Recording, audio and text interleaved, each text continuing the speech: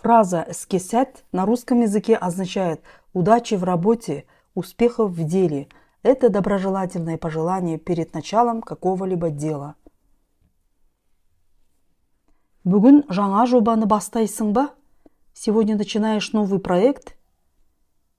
Я, клиентпен алғашқы кездесу бүгін. Да, первая встреча с клиентом сегодня. Онда іске сәт. Тогда удачи. Емтихан қалай? Дайынсың ба? Как экзамен? Готова?